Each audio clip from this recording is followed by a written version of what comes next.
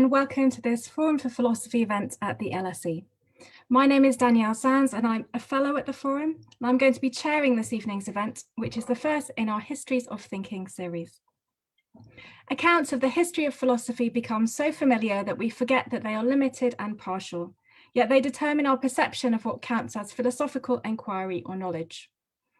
Which kinds of wisdom are excluded from traditional histories of philosophy? What modes of thought or expression have been neglected or deemed irrational? Whose interests are served by the prevailing accounts? In this event, we will interrogate familiar narratives of philosophical history and explore more diverse, plural, and sometimes contradictory accounts of philosophical thought. Let me introduce our speakers. Julia Ng is co-director of the Center for Philosophy and Critical Thought at Goldsmiths. She specializes in the links between modern mathematics, political thought, and theories of history and language in the 20th century, particularly in the work of 𝗏𝘂𝘶𝗵. Jonathan Ray is a philosopher, historian, and writer, formerly professor of philosophy at Middlesex University. He is the author, most recently, of Witchcraft, The Invention of Philosophy in English, which was published in 2019. And Justin E.H. Smith is professor of philosophy at the University of Paris, and is a writer and translator. His most recent book is Irrationality, a History of the Dark Side of Reason, which was published in 2019. There'll be lots of time for you to ask questions and put questions to our panelists at the end. So do put your questions in the chat as we go along, and then I will put them on to our panelists. Okay, Jonathan, perhaps we could start with you. With a small question. When and how was philosophy invented? Wow, well, invention is a rather wonderful word. I suppose, I mean, the smart answer would be whenever philosophy happens, as philosophy, it is being invented anew, because philosophy is about, you know, taking your thought away from the beaten track. It's about thinking in new ways. It's about realizing how boring your customary ways of thinking are. So in a sense, philosophy is always invention. But I suspect that's not really the sort of answer you expected of me. The obvious answer, which anybody educated in philosophy in the last 300 years would have given you, would be philosophy was invented in ancient Greece in the generation before Plato and Aristotle. And I think that it's so familiar to us, but I think it really does mischief to our philosophical thinking. It's worth remembering in the first place that traditions, well, we tend to think of traditions as like the past influencing us and pushing us forward. But I think a much better way of thinking of them is that traditions are things that we choose by saying what sort of past is going to be useful to us in the light of the future that we want. So we're not passive in relation to tradition, we create traditions. And when this idea of ancient Greece as the origin of philosophy, well, this idea really didn't come into existence until the 17th century. Before that, of course, people knew about Plato and Aristotle and Cicero, but they thought of philosophy as, if you like, a closed event. It was something that had come to an end in the, I don't know, 200 AD or something like that. And, you know, the list of philosophers was closed, and you could it's a bit like Greek tragedy. You can't write a new Greek tragedy because you're not Greek. You couldn't write philosophy because you're not Greek. And to study philosophy was to study this closed set. And it was only in the 17th century that people started to think that there could be something which they called modern philosophy, which they contrasted with ancient philosophy. And then there was an intermediate category called Middle Age philosophy. And that's lumbered with this story that we keep telling ourselves. And I think a terrible amount of what is pumped into people's heads as they're students of philosophy is this story, which I think is disastrous in so many ways, partly because it quenches people's enthusiasm for thinking anew, but also because it makes us think of the history of philosophy as, well, as a history not of individuals struggling to make sense of their lives, but as a history of systems that are getting passed down from generation to generation. There's a very interesting passage in Hegel's lectures on the history of philosophy, where he says that histories of philosophy are quite unlike histories of art. histories of art are about individual works that have been arbitrarily formed by individual artists. But history of philosophy is not about individual works. It's all about one thing, because all philosophers have been engaged in the same thing, namely wondering what being is. And so anything that's in their work that can't be fitted on this map of Hegel's map of the different forms of understanding of being didn't really belong there. So, I mean, you could say that the history of philosophy in Hegel and sense has been a discipline that gives you a set of categories for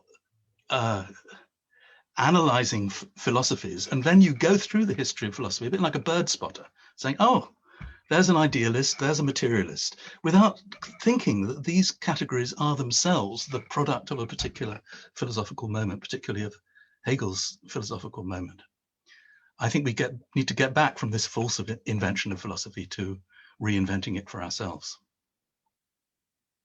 Thanks, Jonathan. I like this idea that we've been sort of lumbered with this history and we need to perhaps unthink it or unpick it in different sorts of ways. Justin, I wonder if you'd like to come in. You're on mute. Sorry, I'm unmuted now, sorry. I should start by saying I largely agree with Jonathan on a number of points, particularly that Hegel is an important dividing line between two very different conceptions of what the history of philosophy might be. If we look at the early attempts at historiographies of philosophy in the 17th and 18th centuries, one person who interests me is Johann Jakob Brücker, who's writing a critical history of philosophy, I think in 1755. He starts with several chapters on such themes as Druid philosophy, which is to say presumably the religious rites of the ancient Celts. And for him, this isn't a kind of courtesy tack on. It's sincerely a part of what he takes philosophy to be, along with the other branches of what might be called, as a more generic term, barbarian philosophy. This is something in Pierre Gassendi, writing in the 17th century. He makes a lot of the importance of Anacharsis the Scythian among ancient philosophers as someone who shows that all peoples have philosophy within them.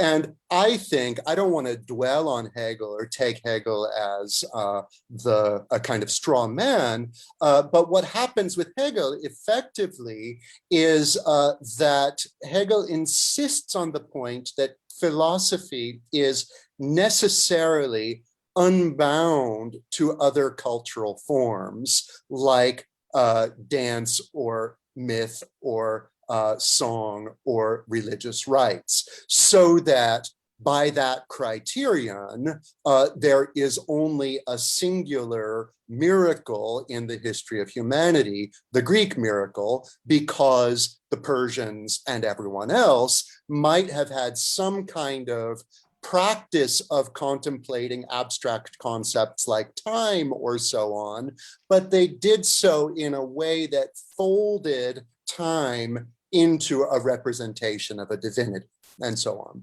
on. And I think that's a shame. I think the question of how we would go about studying in a de-Hegelianized way culture-bound philosophical commitments is difficult, but this is part of a package of prejudices that we've inherited. Other prejudices are older, and one thing I'm hoping to be able to get back to today is the prejudice that's concerned me for a long time, that is so widespread, so ubiquitous that we almost never even notice it. And you're going to look at me like I'm changing the subject of what the history of philosophy is all about when I mention it. It's the anti-rural prejudice. But let me show you what I mean by this. And I'll just give you two brief quotes. One is from Giambattista Vico's New Science of 1710. He says, "First the woods, then the farmed fields and huts, then little houses and villages, cities, and finally, academies and philosophers. This," Vico says, is the order of progress from the first origins. So for Vico, this is where things have been headed ever since the nomads first settled down in the first settlements at the end of the last ice age, right? Towards universities with philosophy departments in them. That's an astounding way to wrap things up. And you might think that this is a conceit of the modern period, but let me give you another quote from Plato's Phaedrus. This is Socrates talking, who says, Socrates, I love to learn. Now, Socrates goes on, the fields and trees have nothing to teach me, but I learn only from men in the city. Right? So very early on, we get a conception of what philosophy is as a distinctly urban activity that removes from the horizon of our view everything that belongs to the natural world. And obviously, many people are going to say, well, yeah, but you can't talk to trees. Let's get realistic. And maybe you can't talk to trees. Maybe the Druid priests thought you could talk to trees. That's a whole different event. But you can certainly learn from trees. And so the way this exclusion happened and the subsequent implications of it for the way we understand philosophy, I think are huge. Thank you. I mean, one thing you've both noted, I think, is this tendency of philosophy at different points to separate itself from other disciplines or modes. I mean, how important is this sort of purifying impulse in this history? Is it central? Certainly. I mean, obviously, if we're just looking at our own kind of career trajectories, I've often had the feeling, indeed, that philosophy as a discipline is extremely jealous of its boundaries, almost to the point where once you stop monitoring the boundaries, once the boundary policing part of philosophy is abandoned, it's not really clear what's left over. So that it's a discipline that defines itself by saying, those guys over there, what they're doing, that's not philosophy, right? And I don't know, and this is a huge question that maybe other people can jump in on, I don't know to what extent that preoccupation is a consequence of the distinctly modern disciplinarization of philosophy that in the form we know it really only takes hold in the 19th century with the foundation of the modern university as we know it.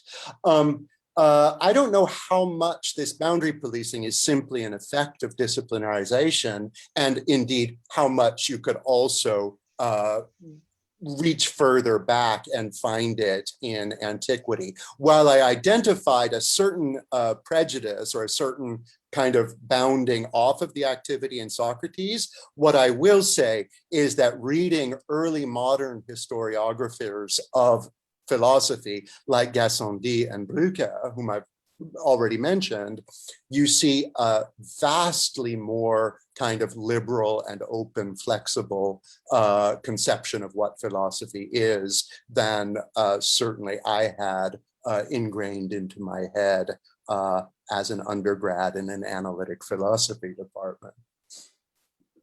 Thanks. Julia, do you want to jump in? Yeah, I think, just touching on both, both what Jonathan and Justin said about the sort of narrative of the Greek miracle as the inception of what we consider as philosophy. I think it's really interesting and important to bear in mind also the specific properties of this load-bearing term, philosophy, as we're using it in this discussion, also in the concept of the larger discussion about what a historiography of philosophy is. Because I think, as both of you have already pointed to, like the object we call philosophy bears with a certain assumptions about how it's constructed, and also what lends it specifically the quality of its pure transmissibility through time, while also retaining its essential elements of being universally valid, of being applicable, of being therefore generative of human civilization. And of course, quite apart then from sort of specific institutional or social or cultural practices of historiography, there's therefore also the additional question of how we even arrive at such a notion of an object that is transmissible because it is pure, because it's ideal and universally valid, somehow standing outside of historical transformation, but then also therefore standing for the very horizon of what historical progress is supposed to look like. And this, of course, is a question that Edmund Husserl asks in 1935, right? In a lecture that's entitled "Philosophy and the Crisis of European Humanity." And of course, in this lecture, what he does is discuss his idea that we have such an idea of an irreversible transformation of human civilization, so human history, as deriving from the Greek miracle. And specifically, though, from the Greek invention of this system of ideal objects and deductive reasoning that they attach the term geometry to. So far from being like a specific discipline, right? Geometry, in Husserl's considerations, is also specifically an invention of a set of like these infinite objects that can be manipulated by the finite means of human reason. And yet also retaining and in fact insisting on universal validity through their manipulation by finite reason. And in the words of Jacques Derrida, who of course famously publishes an extended commentary to a related essay of Husserl's on the origin of geometry, therefore what Husserl identifies is how the invention of this kind of system of ideal infinite objects that he calls geometry, that the Greeks call geometry, leads to a new conception altogether of human civilization as the infinite realization of human knowledge and values, and in short, as historical. So really the inception of the whole idea of history begins, if you will, through this idea of the construction of like philosophy as the set of like ideal objects that pertain to horizon of historicizability and yet also stand outside of historicizability itself. What's interesting, of course, with what Derrida does with this idea is that, well, given this paradoxical notion of philosophy as sort of like both the ideal object and also the horizon of historicity, what we have to do is abandon the whole idea of origin altogether. And specifically what this means is like abandon the idea of origin in as much as we have to think philosophy as having a vocation. So in as much as we have to think philosophy is the pursuit of truth, that has a point, that as you say, like we can learn something from trees rather than not, right? We actually have to abandon the whole idea that there is an origin. That is to say, there's actually an intentional act, a present intentional act attached to the origination of a discipline.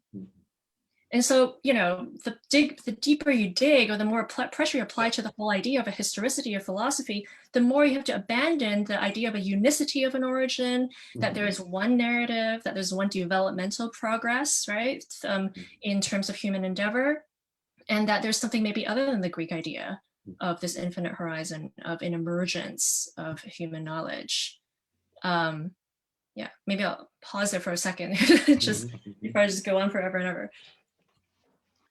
I'm very struck by the way that all of us have somehow been thinking about this idea of philosophy as an effort to keep itself pure and to exclude whatever it is, rurality or druids or whoever. And I think it may be a bit more complicated than that. Or certainly I remember when it was an enormous revelation to me when I started reading Hegel, having been trained having been brought up to think that Hegel was just complete nonsense. And it was a revelation to me to find, what I thought was wonderful about Hegel was that he thought that everything is historical and that you have to understand all ideas as part of history, and not only other people's ideas, but your own as well. And I think that is indeed a fantastic achievement of Hegel. And I want us all to salute him for that. And in a way, he didn't keep philosophy pure, or at least it was in a very subtle way. I mean, he did think that philosophy connected with art, with religion. He thought all of these things were, as he said, they developed from the same root. It wasn't that there was cause and effect between different spheres of culture, but he did think that philosophy was the most important of them, because philosophy was the one that really reflected conceptually on things which in religion and natural science and the arts were being developed imaginatively. So philosophy was sort of holding these things together, but philosophy was deeply implicated in every other aspect of human life. And I think, I mean, in that respect, I think there's something that we need to hang on to in Hegel. But the other aspect of it was that, in a way, he did narrow things down. He kept the Druids out. He wasn't interested in any of these pre-Socratic, you know, Plato was really where it all started. And what's more, I think Justin touched on this, that for 18th century historians of philosophy, they might well think that you needed to study texts in Hebrew and Arabic and Spanish, and suddenly, we from our monoglot point of view think how amazing that Hegel could speak Latin and Greek. But I think people of an earlier generation would think, only Latin and Greek? What's wrong with him? So there was a tremendous narrowing, but I think there was this idea of everything in culture being connected, which Hegel did have very firmly a hold of. It's significant to think about also not just the kind of inclusion of barbarians, Druids and Scythians and so on, but also in pre-Hegelian historiography of philosophy, the shout-outs, as it were, that are routinely given to archaic era sages, including the figures of the seven wise men in Greek literature, but also beyond Greece, mythical figures like Atlas, for example, who was supposedly a mathematician and an African and the source of African learnedness. And this effort to extend back into the dark abyss of time, back into the shadowy origins of things, a kind of learning that that we today, whether we're Greeks or 17th century figures, no longer have access to. That concern is abandoned as we move along in the modern period. And this abandonment is of a piece with the general shift from an idea of gradual degeneration or post-lapsarianism to an idea of progress, right? We don't need to dwell on how smart Solon was, or how wise the Egyptians were, when in any case, few or no monuments are accessible to us, and we've got plenty of immediate problems to work out. So this cutting off of the archaic period is, I think, a very significant move in the history of the historiography of philosophy as well. Yeah, okay, but enter Nietzsche. See, I mean, Zoroaster was always somewhere in the background of these ancient histories of philosophy, and he did, of course, revive Zarathustra. I mean, not on the basis of anything except his own imagination, of course. Sure. It was a clever move of Nietzsche's to take that name and try. Yeah, but this is though is revival rather than continuity, right? Revival for explicitly imaginative purposes, right? But point taken. Yeah. But I think there's also a moment where such aspects of revival also contain sort of, I guess for want of a better term, like liberatory moment in the historiography of philosophy, so that, I wouldn't say like exactly a return to a Lapsarian narrative of decline as opposed to narrative progress, but like to uncover, for instance, senses of the erasures that lie at the bottom of the historiography of philosophy, So, I mean, like just in my own field of research, right, Walter Benjamin clearly is like someone who's thought a lot, like deeply about this. He was an avid reader of Husserl. He was not a Hegelian. So I guess, you know, in terms of like company, he's well placed, but, you know, famously in his origin of the 𝗐𝘯𝘵𝘯𝘵, he writes, he talks about philosophical doctrine as resting on historical codification, so on writing, but that therefore, in spite of any attempt to sort of like say philosophy's origin is based in this idea, a geometrical idea, essentially, of like erasing the problem of presentation of writing, nevertheless, it has to be equally based on the equally valid position that maybe the mathematician in doing mathematics actually has renounced the truth of writing. And so therefore, you know, he eventually then goes on to talk about the origin, the idea of the origin as thoroughly historical as opposed to purely logical as a category, as sort of, you know, designating not like some sort of first intentional act, but rather the origination of something in both becoming and passing away. Of course, you know, this, you know, some of the, you know, most famous, like very quotable moments of Benjamin all pertain to this kind of moment, right? Histories, you know, you know, written by the victor, not the barbarian, etc., etc. But I mean, what's interesting also is that, you know, Benjamin's an avid reader of Nietzsche as well. And Nietzsche is clearly a huge influence in the early 20th century. And, you know, amongst many different camps.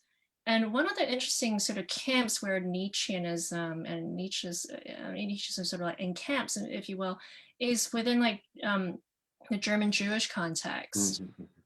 And I think why this is important is that, you know, these moments of fantastic sort of revivalism or like reconstructions of figures independently of, say, text like evidentiary archives, is a sort of sense that there needs to be a reckoning, a new reckoning of a dual character of the very category of origination. And this, I mean, you know, to just, you know, simplify this a little bit more, it's just like, you know, what does it mean? It's like, you know, there's one example, right, for that people like Benjamin in this period are starting to account for the origin of origin in the archives of German imperialism. So where sort of they're at least questioning or raising the question, they're raising the specter of having the bases of their conceptual histories be based on an unacknowledged debt to Western imperialisms.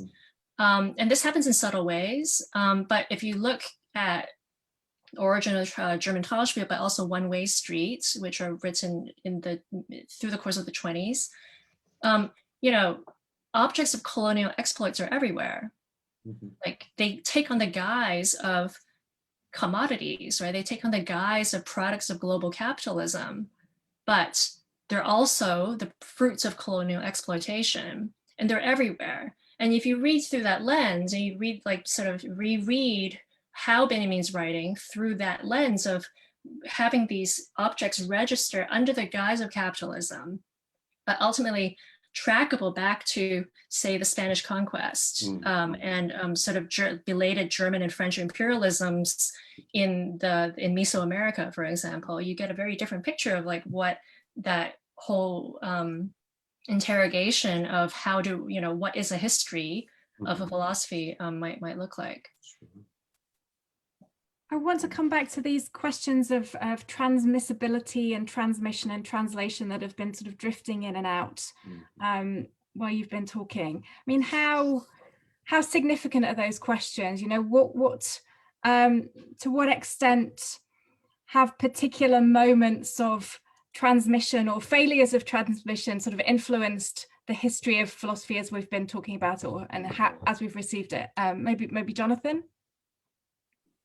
I think transmission is an incredibly mischievous and difficult kind of word, because it makes it sound as though you're just transferring a content from one mind to another. And I think that one of the curious functions of histories of philosophy since Hegel, because I said they tend to put the individual philosophers in the background and say what we're really talking about is their systems and not their, the individual artistry in them is nothing to do with their content as philosophies. And this goes on in historians of philosophy who consider themselves to be as un-Hegelian as could be, such as obviously Bertrand Russell is the monumentally successful historian of philosophy in the 20th century. And in a way, he's exactly like Hegel in that he thinks you don't really have to try very hard to understand what an individual philosopher was up to, what their problems were, because you know what the overall scheme is and you just fit them into it. And I think this business of, I think then, a lot of people have read books like Russell's History of Philosophy as their introduction to philosophy.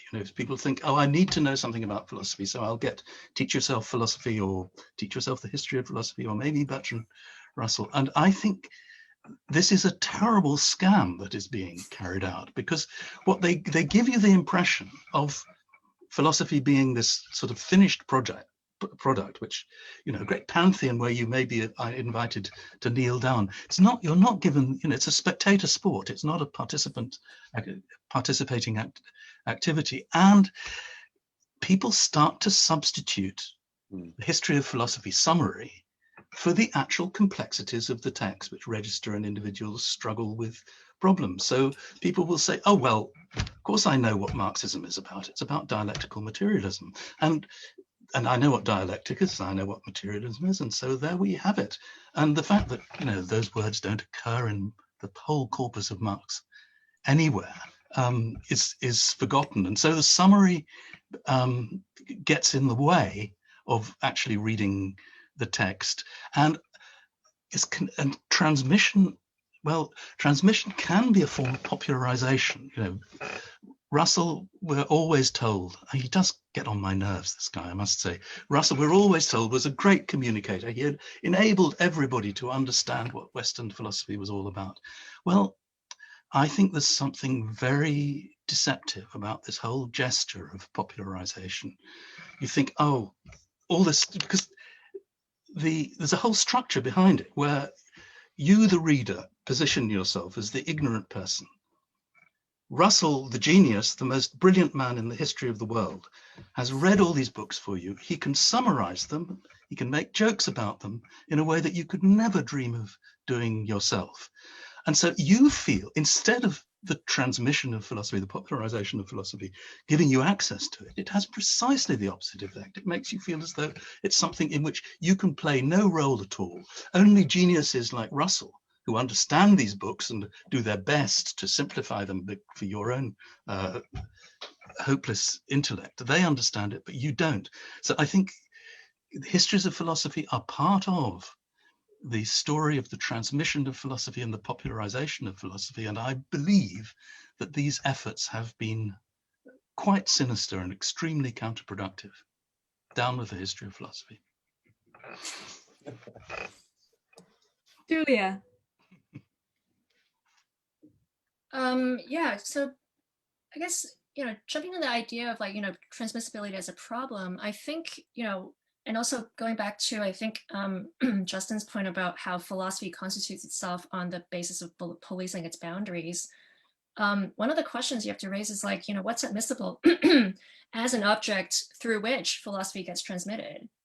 And I think, if we start raising the question of sort of the imperialisms or the various types of other exploitation on which any sort of archive is based, you start having to also ask the question of, what has been admissible as philosophy and what has been excluded from the domain of philosophy on the basis of the fact that it's not written in some way, that there's no documentation in written form. And this is also, quite, it's a prejudice, obviously, against, it hews to this very racist distinction between civilized peoples as having some facility with language, with the facility with code versus those who simply grunt and have no language or simply can vocalize. I mean, it's simply, this is simply a more advanced version of this is simply to say, well, only sort of documentation in that hews to a particular genre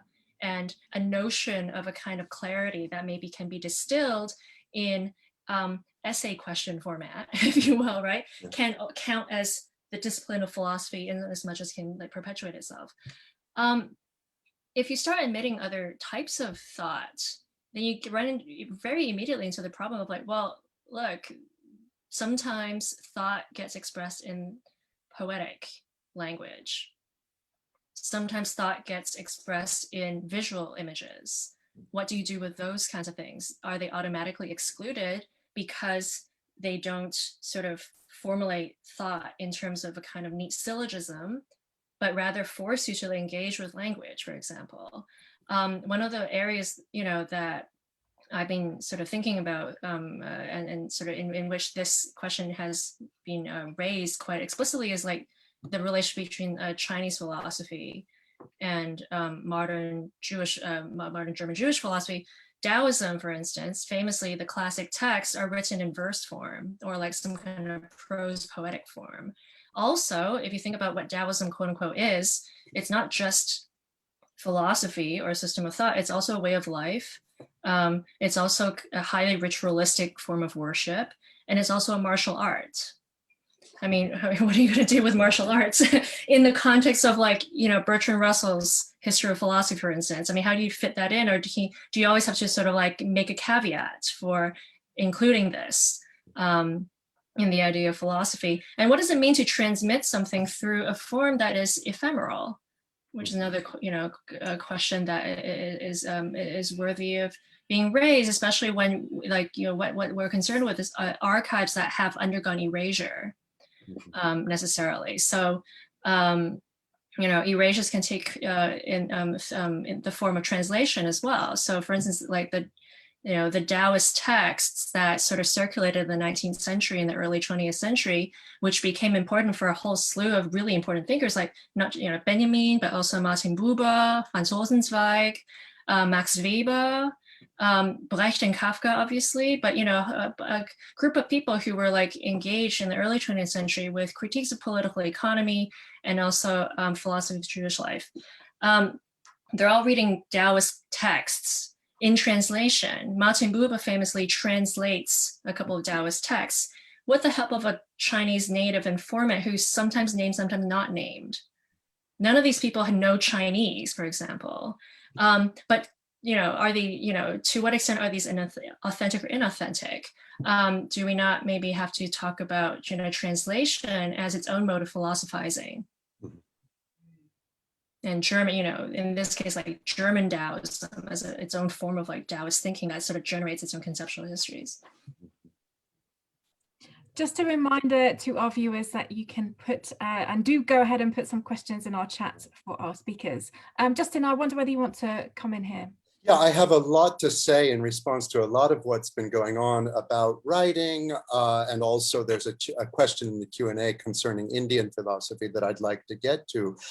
Now, in 1704, Gottfried Wilhelm Leibniz writes that once we've exhausted the project of philology, studying all the ancient Greek, Hebrew, Sanskrit, Chinese texts, our real project of the human sciences will have only just begun, because natural language is the most ancient and comprehensive monument of mankind, so says Leibniz. And this is in some respect Leibniz's clarion call to send people out collecting samples of not unwritten languages, in particular, in his case, across the Arctic Circle and throughout the Russian Empire. Now, what is happening here, Leibniz, for his part, sees this as part of a mass scale project of, so to speak, applied philosophy. But it's also, of course, the birth of what will soon enough be called ethnography and ethnology.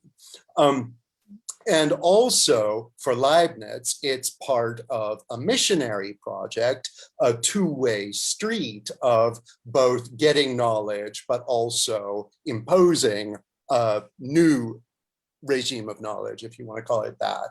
And of course, the missionary project eventually also kind of gets folded into kind of full-fledged colonialism.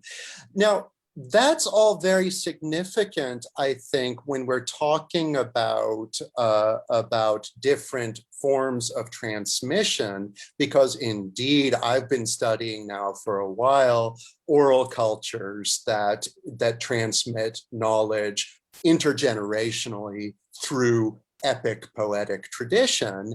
And there are certain respects in which this is not just as solid a mechanism of transmission, but more solid than writing.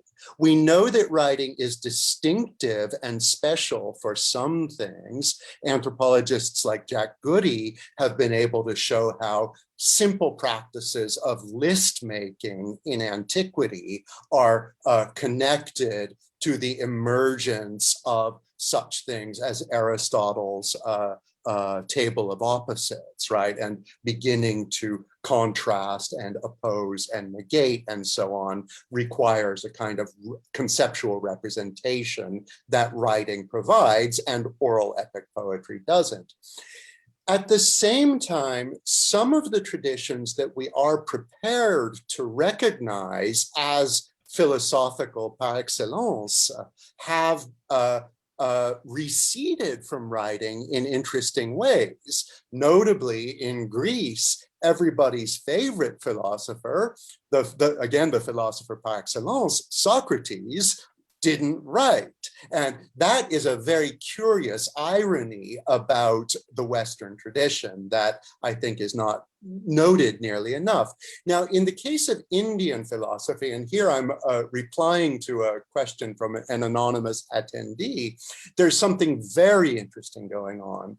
For many centuries, in many contexts of the very diverse history of thought on the Indian subcontinent, writing was considered an unfortunate prosthetic for weak minds only, right?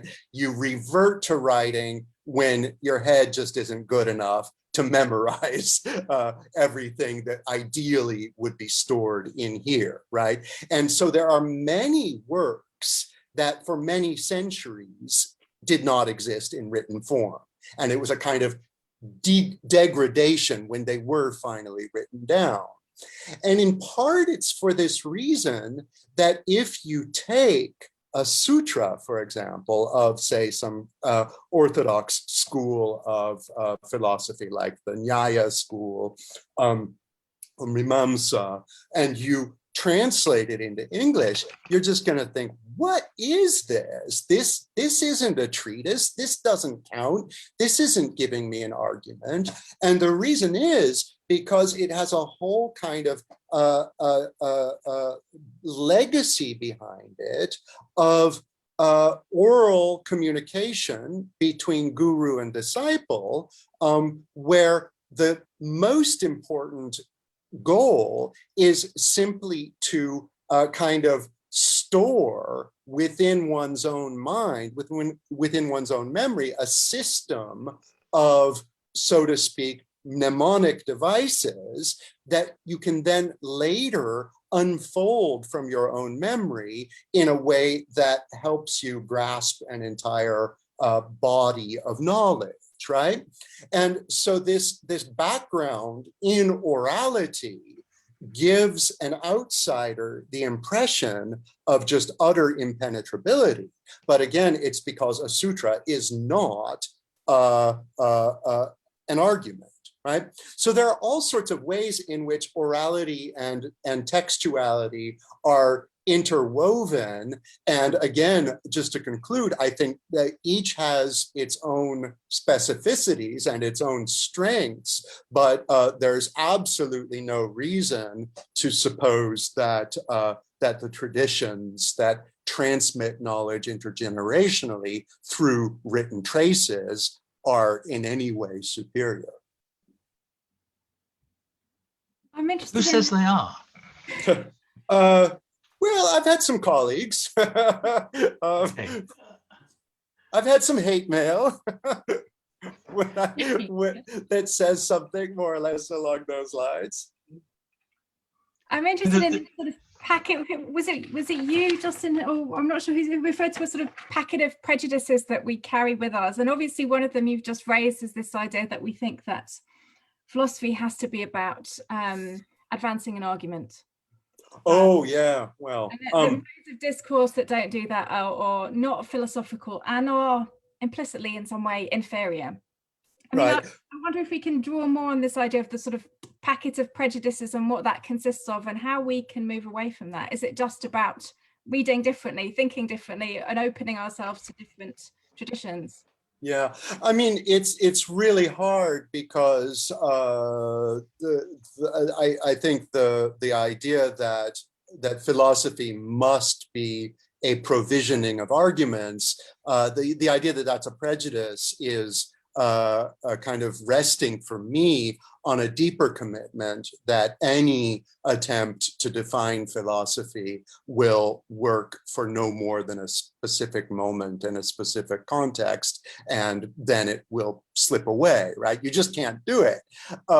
And so you might say, philosophy is giving arguments, or Wittgenstein might say philosophy is showing the fly out of the bottle, or Deleuze might say philosophy is coining concepts. And, yeah, it works in the moment, but then someone else can always come along and take some other text, for example, that has been canonically received as philosophy and say, well, this isn't an argument, this is an aphorism, or this is a fragment of a poem from Parmenides, or all sorts of other possibilities for non-argumentative philosophy that even the most conservative and cautious wagon circlers are already prepared to take as philosophy, right?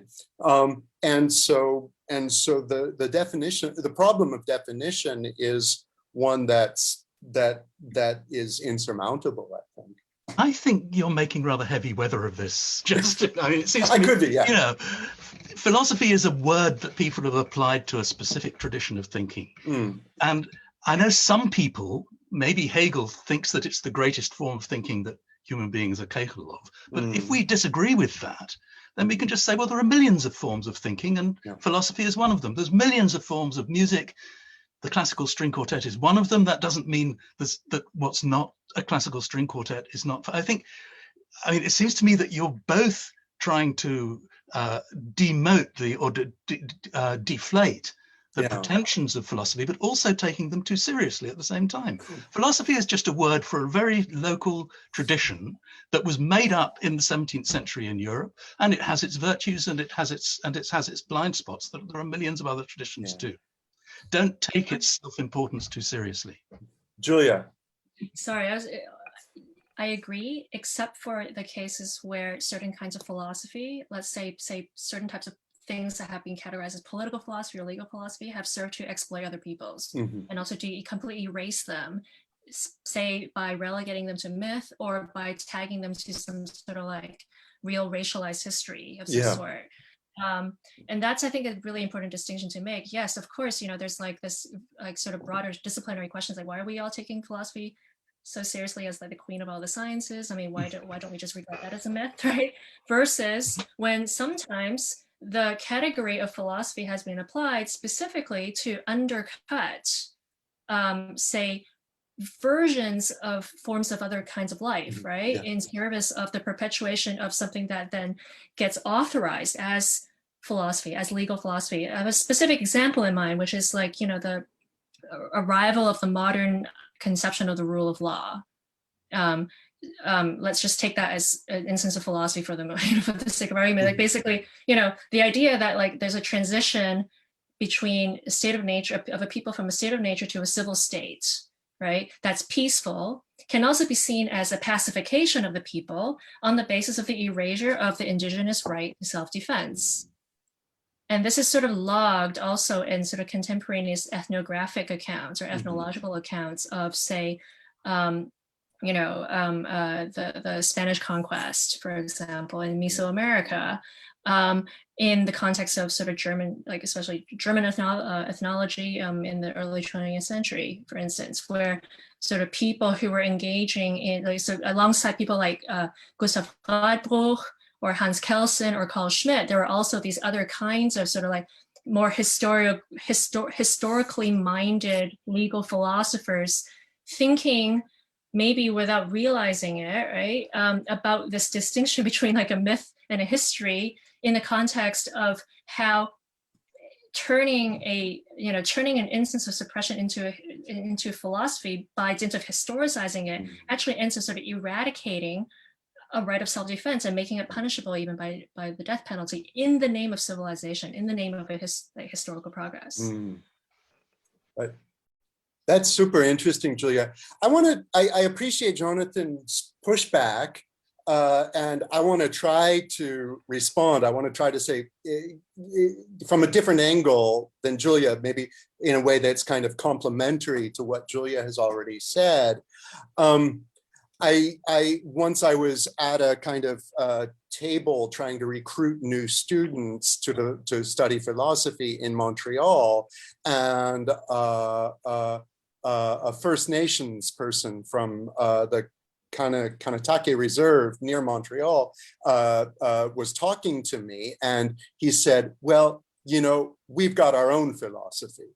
And I was not as reflective back then as I wish I were, because I admit I kind of had an instinctive kind of no you don't sort of attitude. You've got something else, but it's not philosophy. I didn't say that, but I felt a kind of inability to pursue the question further. But it's a big question. It's a big question because everybody in the world, for complicated historical reasons, now perceives philosophy as a cultural good, right? Or at least this guy did, and this guy considered it a meaningful That's true. way of opposing his world to my world, right? Like, you think you have philosophy to bring me? Well, let me tell you something else. I've got philosophy already from my ancestors and from my culture, right? And that's an important moment of confrontation that we need to figure out how to confront. And now that I've been working on African philosophy for a couple of years, I've encountered, and I'm not joking about the hate mail, I've encountered, really blatant racists who say things like, it's a bit like Saul Bellows' riff on "Show me the Zulu of the Tolstoys," or sorry, the Tolstoy of the Zulus, and I'll read him. I've heard so many variations on that. Show me the Hegel of Africa, and I'll read him. And when you try to articulate the complexity of the problem and why there's not someone in Africa who's doing exactly the same thing Hegel is doing in exactly the same way, you start to get into these meta-philosophical questions of what philosophy is and whether it really is a cultural good that everybody should be claiming to have. Just to make one final point in this regard, some colleagues here in Paris, I can think of Anne Chang, for example, at the Collège de France, are interested in the 19th century construction of the idea of Chinese philosophy, right? And I'm somewhat more familiar with the Japanese case, the coinage of the neologism tetsugaku to kind of describe something that did not exist before. There's something comparable in China, and it involves a disciplinarization, a cutting off of numerous practices, a cutting off of calligraphy, for example, from the practice of mastering a body of knowledge, that disfigures what it was people had been doing as the cost, as the price of being able to say, we're doing philosophy here too now, right? And so what Anne Chang has said is, you Europeans might think that it is kind of praise to say that China has something easily identifiable as its philosophy, but it might also be an expression of arrogance to suppose that philosophy is a cultural good that every culture must either have or wish it had, right? In that respect, it may. Oh, sorry. But I've got one go ahead. on time, and I can see we have a lot of questions. Jonathan, I just want to give you a quick opportunity to respond if you want to. Well, I still think maybe we're making a bit of heavy weather about this. Why can't we just say that philosophy is a word that's used in Europe a lot to describe a method of thinking that they think is terribly important, and they're probably wrong about how important it is. What's really important is that people should think for themselves, and that obviously happens in every possible continent, in every possible culture, and we don't need to apply the word philosophy to it. Yeah. But the problem there is that you start to get really close to the people you set out trying to argue against, which is these colleagues I can think of, like the kind of conservative Eurocentric types who think that philosophy is a proper name that designates something that descends from Greece and nothing but, right? I think it's fine to say that and then be modest about it. Yeah, I mean, it could. Yeah, I mean, maybe if you think of it as a proper name, then it solves the problem, right? Yeah, that's my solution. Okay, I want to bring in some questions from the audience. I like this one about dialogue, because I'm really interested in philosophical dialogue as a genre. But the question is, can you talk about the role or the value of dialogue in the ongoing development of philosophy, as opposed to a sequence of great individual thinkers? Does it still count if it's collaborative? I would have thought all philosophy is dialogical. I mean, that actually, and the one thing that some histories of philosophy do relatively well is that they do think that each philosopher is involved in conversations directly or indirectly with others, and that it's actually out of the dialogue that that learning will come. But maybe I've missed something of what the questioner is really getting at. Yeah, I mean, even if you're writing about Hegel or Aristotle, you're in some sense dialoguing with them, dialoguing with the dead. There's no escape from it. But the question might be more about writing in the form of a dialogue, like Plato's dialogues. Well, I think the question is about the sort of fetishization of particular thinkers and sometimes the tendency to separate them from their histories, I suppose, or those kind of dialogical histories. I want to move on. Okay, another big question. How do some of the considerations you have raised, i.e. the devaluing of oral traditions and the idea that secondary texts such as Russell's act as a barrier to philosophical engagement, affect how you think philosophy should be taught in universities? Someone else, take the bait. The bait. I mean, I teach primarily in my teaching is done in a literature department. So I think, you know, just by virtue of my existence as a teacher, I sort of maybe demonstrate how, you know, the boundaries are necessarily fluid for me. And also, I mean, I think that I'm very much committed to the idea that philosophy, however you want to define it now, you know, but, you know, philosophical thinking, and modes of argumentation can be extracted not only from a sort of pantheon of thinkers that some bookshop has sought to canonize in an anthology, but also share very fluid boundaries with, say, considerations of literariness and writing and genre and like questions of form and so forth. As a matter of fact, just do it. That's sort of like my day job. Like basically there's a singularity. I mean, I think, you know, there's a singularity attached to literary text, for example, that maybe isn't at the foreground of, say, how one would treat a philosophical text. But that sort of brings up interesting questions about what we sort of, you know, think is, you know, the basis of validity, for example, and transmissibility in terms of a philosophical text that that its proximity to literary concerns actually sort of raises. Mm-hmm. So is the answer then not to read philosophy as philosophy, to read philosophy as any kind of text and examine it in those kind of ways? I mean, actually, I think that it's important to sort of preserve some element of the friction between different kinds of texts and different modes of like sort of transmissions of ideas and what that does to ideas and their authorizations as ideas. So no, I don't think it's necessarily productive to sort of like homogenize everything or like flatten everything to sort of some horrors, to everything as text necessarily, but that there are different modes of inquiry that texts and different modes of inquiry that are attached to sort of disciplinary classifications as well that are fruitful for discussion.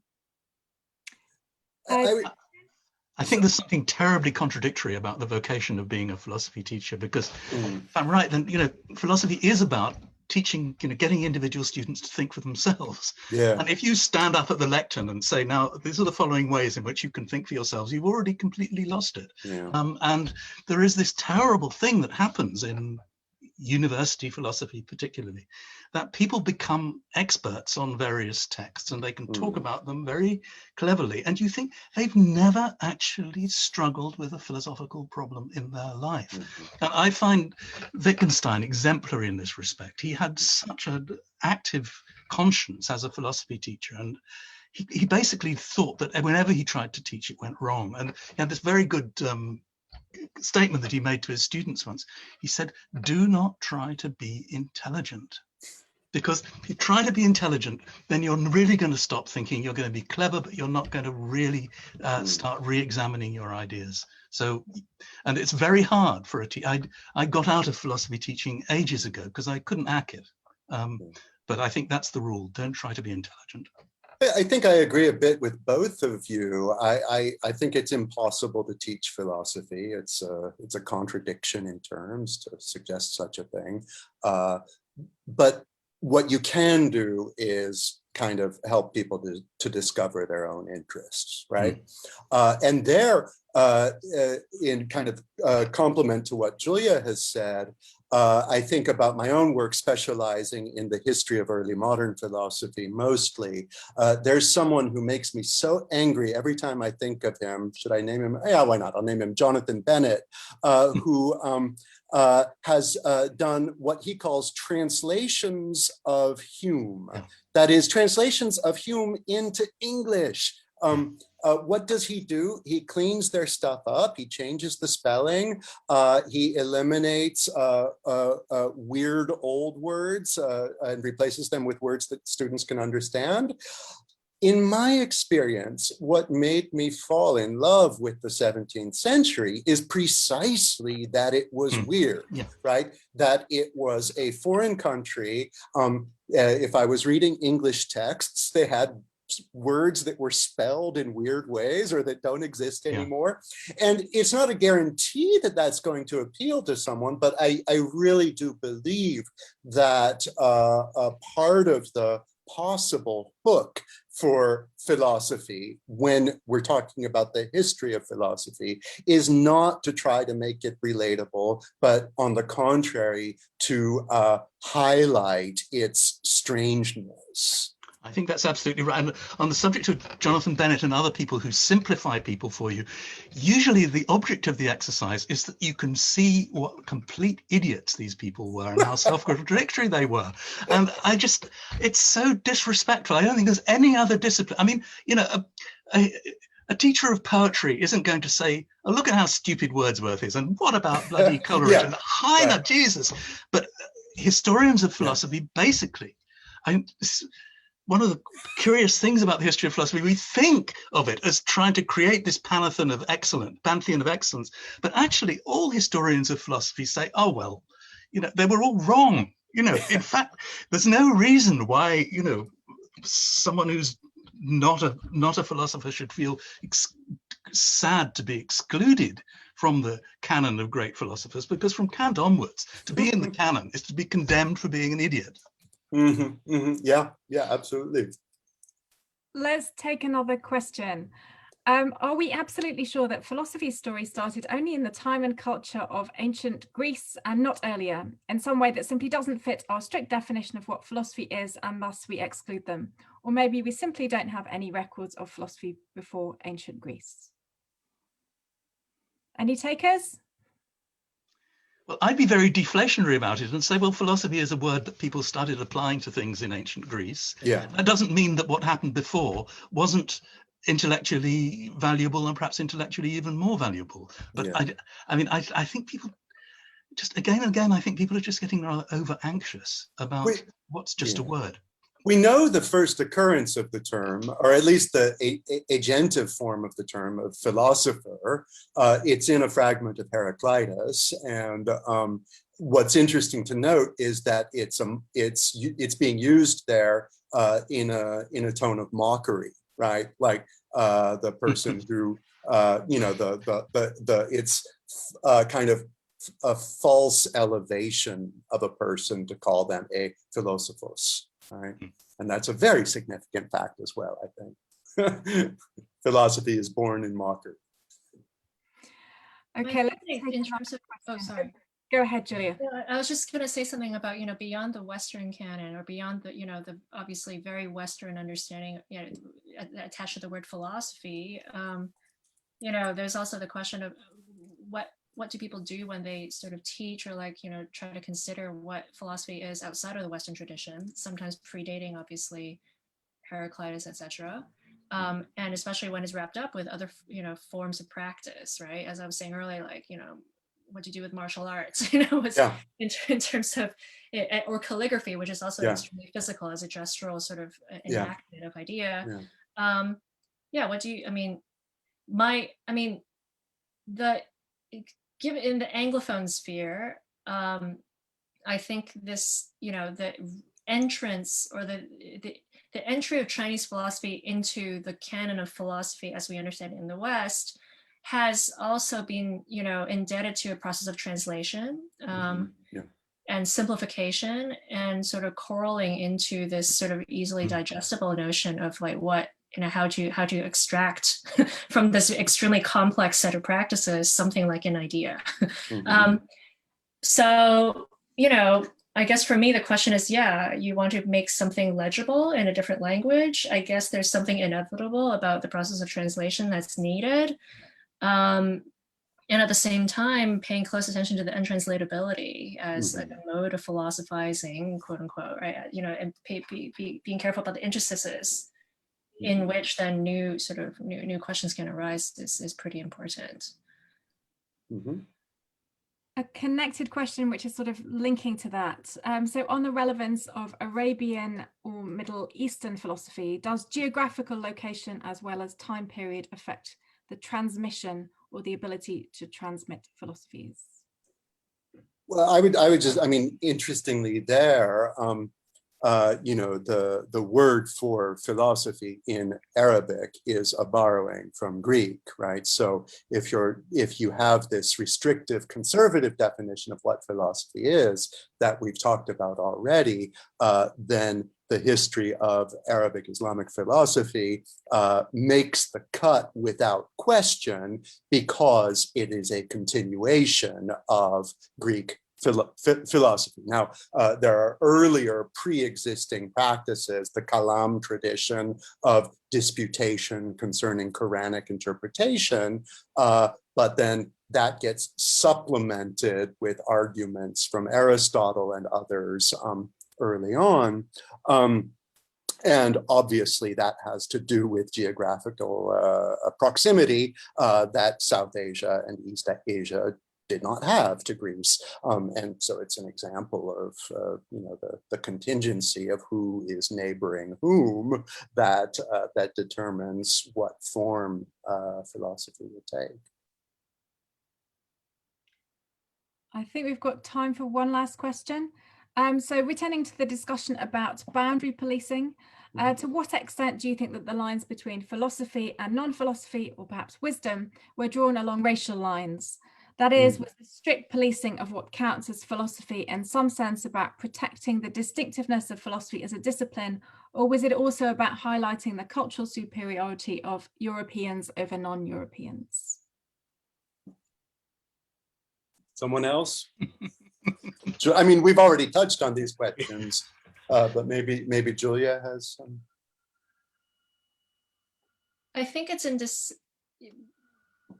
yeah, there's a couple of things. I mean, you know, there's a question of, I feel like, yes, of course, there, I think, okay, insofar as we're sort of abiding by certain categories through which to admit something as philosophy or not philosophy, I think there's inevitably a pacification of certain like native modes of, or indigenous modes of thinking, right? So I guess historically the archive of sort of non-Western philosophies, like say the Chinese philosophy that arrives in the West, is through the words and also the worldviews of Christian missionaries who landed in China for a number of different reasons, ranging all the way obviously to the early Republican era, so like the early 20th century and beyond.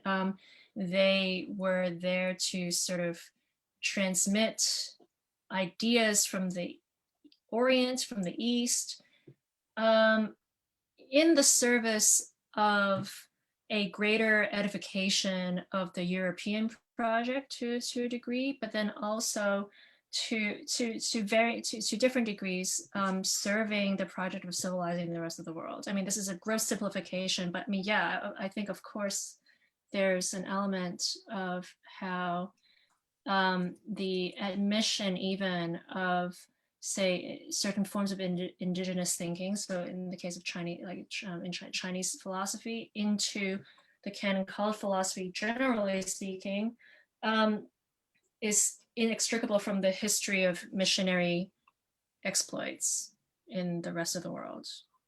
And yeah. Just one final question.